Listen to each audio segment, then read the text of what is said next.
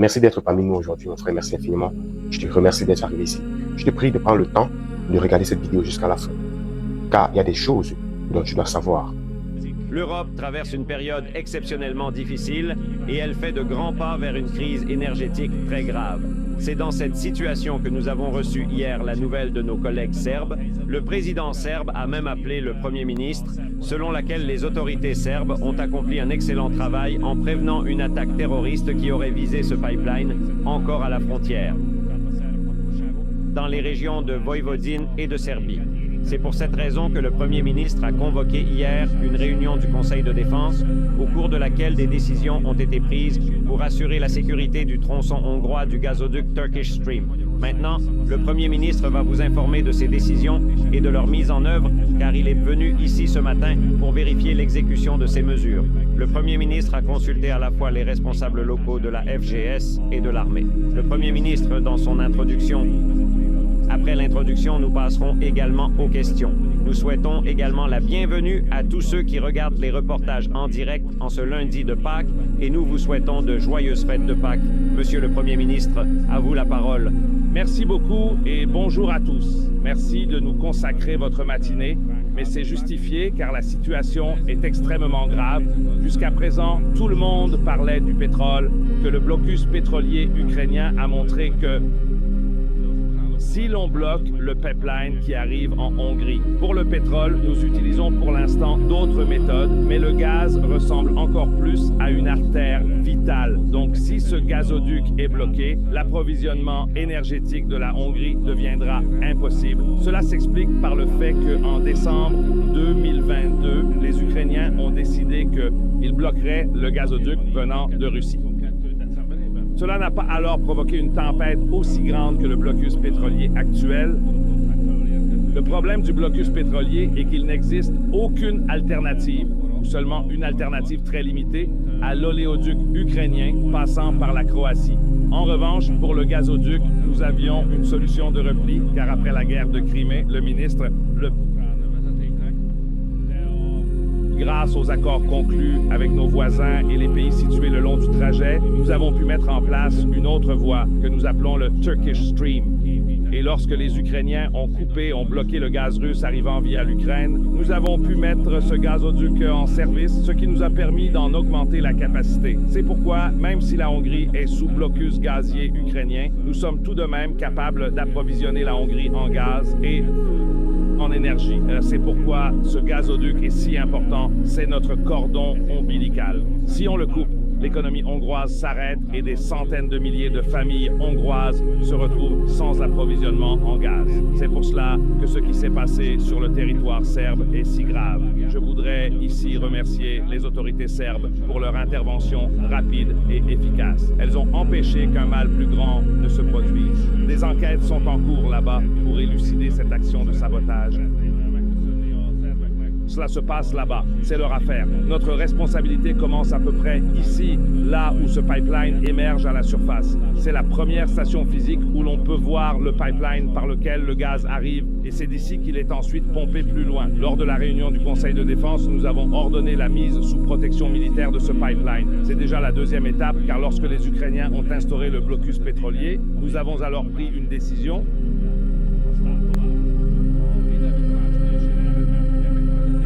La décision actuelle du Conseil de défense signifie que nous avons également placé les autres sections du pipeline sous protection. Et aujourd'hui, si nous sommes ici avec les dirigeants de l'armée, c'est pour voir quelle unité a été désignée pour cette tâche. Nous avons effectué une inspection, nous avons examiné leur équipement principal, nous avons observé la différence, nous avons parlé aux soldats, nous avons discuté avec leurs commandants, et je peux informer l'opinion publique du pays que les forces armées hongroises sont capables de placer ce pipeline sous protection militaire et si nécessaire de le défendre.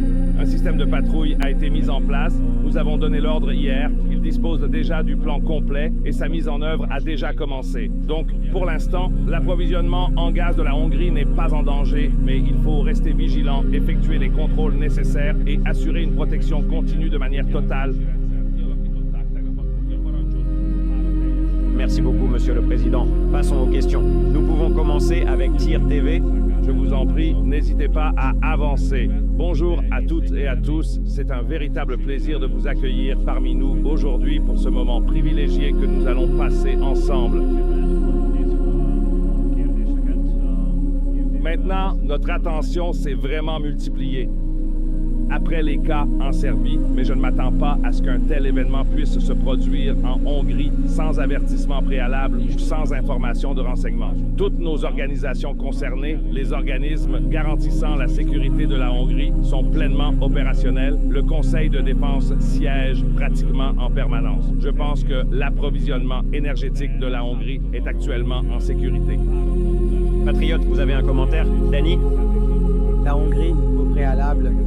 La question serait que le dirigeant actuel de la gauche a déclaré hier soir lors de son intervention à Golay Moncam que toute cette opération, j'essaie de citer, est une collusion entre les Russes et les Serbes avec vous et tout cela avec votre accord. Et les téléspectateurs aussi, cela va sans dire. Donc, la situation actuelle est la suivante. Toute l'Europe traverse une période particulièrement préoccupante, se dirige vers la crise. Donc, les prochains jours, il se peut que ce ne soit que des jours et non des semaines, seront décisifs. Parce qu'il s'est produit une situation dans l'approvisionnement énergétique mondial, un peu comme avec le COVID, où il y avait une course pour les vaccins et pour les équipements nécessaires aux soins des malades. D'abord, une guerre des prix, puis une guerre des stocks, ou du moins, il y en aura une. Donc, nous sommes maintenant lundi, mais les prochaines semaines seront une période extrêmement critique pour toute l'Europe. Une grande bataille se déroule en coulisses qui porte sur le fait d'arrêter, c'est aussi la position hongroise, la sanction de l'énergie russe compte tenu de la crise mondiale de l'approvisionnement énergétique causée par le détroit d'Ormuz. Suspendons toutes les sanctions, toutes les restrictions et commençons à importer tout le gaz et le pétrole que nous pouvons. C'est notre position. De l'autre côté, la position est qu'il n'est pas nécessaire de faire cela, qu'il y aura certes des problèmes d'approvisionnement, mais qu'il faut tout de même maintenir les sanctions contre l'énergie russe et placer la perspective de la guerre russo-ukrainienne avant celle de l'approvisionnement énergétique de l'Europe. C'est cette bataille qui se joue. Donc, je ne serais pas surpris si, dans les prochains jours et semaines, dans le domaine de la sécurité énergétique, ce n'était pas en Hongrie, mais ailleurs, dans d'autres parties de l'Europe, que survenaient toutes sortes de informations et de rapports sur des actions. Nous traversons donc une période très critique. C'est pourquoi je recommande à tout le monde de ne pas considérer cela comme une question de campagne. Je constate d'ailleurs que ce n'est pas nous qui en avons fait un sujet de campagne, mais nos adversaires. La sécurité énergétique du pays n'est pas une question de campagne, c'est une question gouvernementale. Et cela exige du calme, un calme stratégique, pas du théâtre, pas de la bouffonnerie, mais une main ferme, posée et assurée. Ce sont là les problèmes, ce sont là les dépasseront la date des élections hongroises. Donc les élections auront lieu dans 6 jours, mais je suis certain que dans 10 à 15 jours, dans 3 à 4 semaines, ces questions resteront toutes d'actualité et la menace qui pèse sur l'infrastructure hongroise subsistera également dans la période à venir. Et ce, jusqu'à ce que l'Europe ne modifie pas la décision négative prise concernant l'énergie russe et que l'ordre normal d'avant-guerre ne soit pas rétabli lorsque l'énergie pouvait être importée en Europe de toutes les directions, y compris de l'Est.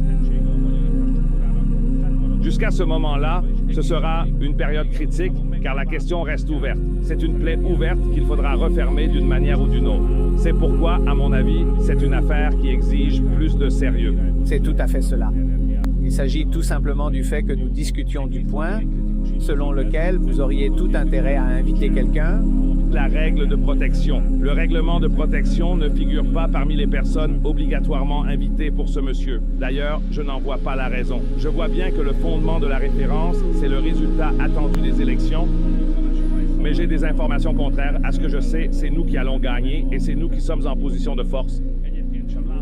En lien avec la gravité de la situation, je voudrais simplement ajouter qu'en ce qui concerne la situation énergétique, aujourd'hui dans l'Union européenne, il ne reste que 9% des besoins annuels européens en gaz dans les réservoirs de stockage de gaz. Donc pour montrer à quel point il faut prendre la situation au sérieux, je voulais juste le souligner. Mais disons simplement à quel point c'est mieux en Hongrie, en Europe. Voilà où nous en sommes actuellement, c'est la différence à un moment donné. fondée sur l'idéologie. Il est également impératif de mettre en œuvre une politique énergétique qui soit à la fois rationnelle, cohérente et durable afin de garantir une gestion optimale de nos ressources tout en répondant efficacement aux défis environnementaux actuels et aux besoins croissants de notre société moderne pour les décennies à venir.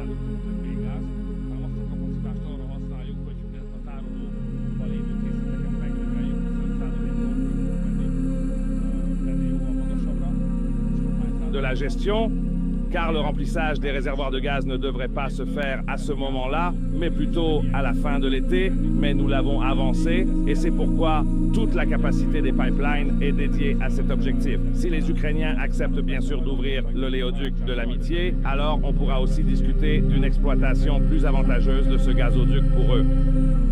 Merci. Continuez, Arangsak. Iredanios également. Depuis des années, n'est-ce pas, un jour avant l'action de sabotage, nous remercions chaleureusement Robert Ito et Isaac. Et il a examiné les sanctions énergétiques russes du point de vue de l'indépendance et de l'approvisionnement énergétique européen. Et demain, c'est la vice-présidente américaine qui arrivera en Hongrie. Ils ont une position similaire à la vôtre concernant les sanctions. Voyez-vous un lien entre ces événements et cela pourrait-il être un message de menace ouvert, ce qui vient de se passer? La position américaine et la position hongroise coïncident actuellement, mais leur origine est différente car les Américains sont intéressés à pouvoir placer leurs exportations sur les marchés européens. C'est pourquoi ils encouragent d'ailleurs l'éloignement de l'énergie russe des jeunes d'Europe occidentale. Mais maintenant, en raison de la guerre du détroit d'Ormuz ou des événements militaires qui s'y déroulent, ils ont décidé de suspendre cette décision et non seulement ils la rendent possible, mais ils encouragent aussi les Russes à extraire autant d'énergie que possible et à transporter l'énergie présente sur les pétroliers vers les ports, car sinon le niveau des prix mondiaux augmenterait tellement au point que même l'économie américaine ne pourrait plus le supporter sans subir de graves dommages. C'est pourquoi, en ce moment, il y a une convergence d'intérêts entre les Américains et les Hongrois. Nous ne savons pas combien de temps cela va durer, mais pour l'instant, c'est le cas. Je le répète encore une fois, en général, mais surtout à Pâques, je n'aime pas effrayer qui que ce soit, mais ce qui attend le monde entier, et en particulier l'Europe, au cours des 2, 3, 4 prochaines semaines, les conséquences de cela détermineront l'année pour l'Europe. Donc, si nous ne parvenons pas à trouver une solution pour remplacer les prix qui s'envolent par des prix supportables et à éviter la pénurie menaçante en constituant des réserves adéquates, l'économie européenne subira tout simplement une baisse radicale de ses performances. C'est quelque chose de très grave, cela va bouleverser la croissance économique, les taux d'intérêt, l'inflation, cela va tout chambouler. Il y a très peu de temps pour agir. C'est pourquoi j'ai eu une réunion avec le Premier ministre Fico ainsi qu'avec les dirigeants européens. S'ils ne prennent pas de décision, ils vont nous entraîner dans une situation presque ingérable. Nous aussi, nous devons nous préparer sérieusement. Nous avons déjà vu assez de crises, mais cette fois, une crise énergétique pourrait également éclater. Nous verrons bien comment les marchés boursiers ouvriront.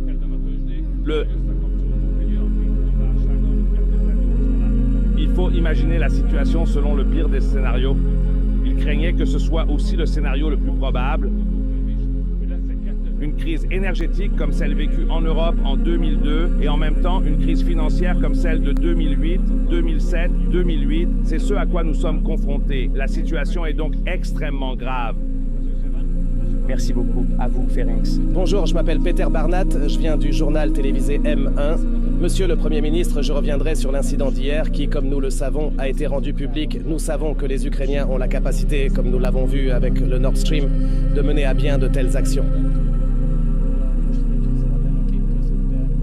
De s'immiscer, mais quels moyens la Hongrie possède-t-elle et quelle réponse peut-elle apporter si l'on prouve qu'il s'agissait d'une affaire liée aux Ukrainiens? Je suis partisan de la modération dans cette affaire. Puisque la sécurité énergétique n'est pas un jeu, il en va de même pour en parler. Il ne faut donc énoncer que des faits dont nous sommes certains. Et pour l'instant, quant à savoir exactement qui préparait une action de sabotage, nous, Hongrois, ne pouvons pas le dire. Répondre. Dans cette affaire, ce sont les Serbes qui mènent l'enquête et, si je vois bien, la procédure est déjà passée au stade du parquet pour suspicion de sabotage. Donc, tous les faits que nous devons considérer non pas comme des opinions mais comme des faits se trouvent de l'autre côté et c'est d'eux que nous les recevrons. Et je ne voudrais voudrais pas non plus détériorer davantage les relations ukraino-hongroises en accusant un quelconque pays, disons l'Ukraine, sans connaître les faits. Donc je ne peux pas. Tant que nous n'avons pas de faits entre les mains, je ne le ferai pas.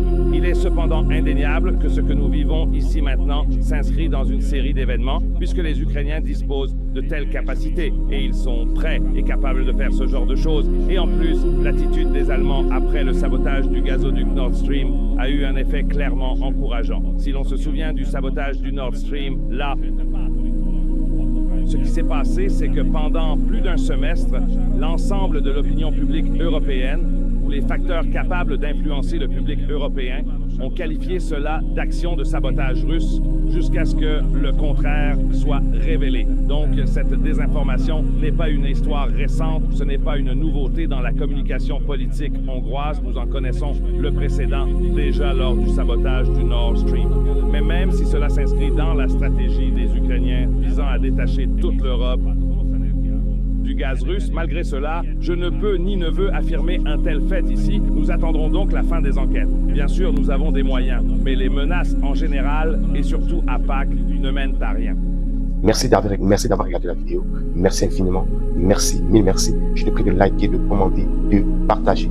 Surtout, mon frère, donne-moi ton avis en commentaire. Donne-moi ton avis. Cela est important. Et mets un pouce bleu pour rappeler aux algorithmes de YouTube que nous travaillons et que vous nous suivez. Je te remercie d'être passé par ici. À plus.